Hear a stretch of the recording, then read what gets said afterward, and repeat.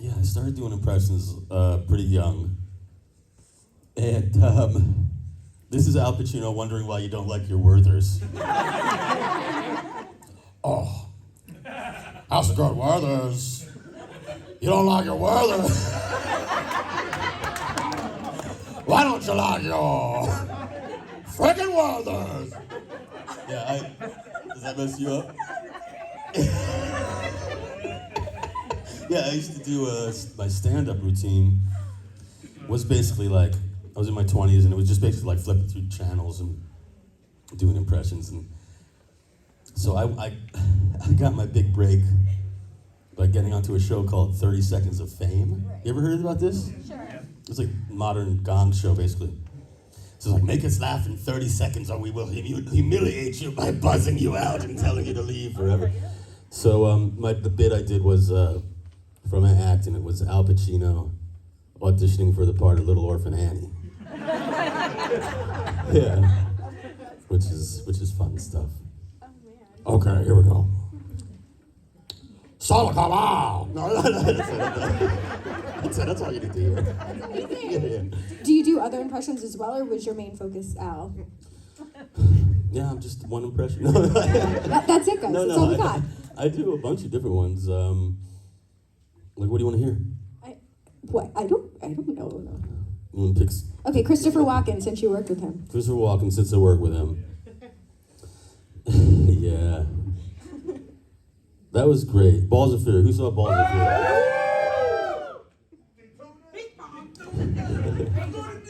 Yeah, dude.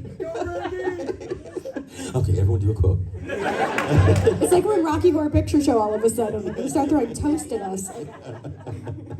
It's just a jump to the left. So I did that movie because the whole thing was just like, hey man, they want you to do this movie. It's the Reno 911 guys. I was like, I love them. Christopher Walken, and I was like, I'm in. And they're just all, it's called Balls of Fury. And I was just like, wait a minute. What kind of movie is this? I was like trying so hard to change the title forever, but people seem to like it. So Chris is, he would just say, I would just ask him to talk just to hear him speak, you know? I'd just be like, hey Chris, what did you have at craft services today? You know, he'd be like, Dan, because I knew he was like a foodie. So I was always asking him food questions. And he's like, Dan, and I'd be like, yeah. Let me tell you, you wouldn't know it, but the artichoke dip is so tangy, you gotta try it. It doesn't goop together. It stays on the side of his plate, which I like, you know. Oh my God. No, thank you. Yeah, I would just ask him to talk, you know. And I was like, hey man, what is it like where everyone and their grandma has an impression of you, you know? He's like, it's fine, Dan. Just never do it before a take. Jay Moore, he always did it before a take.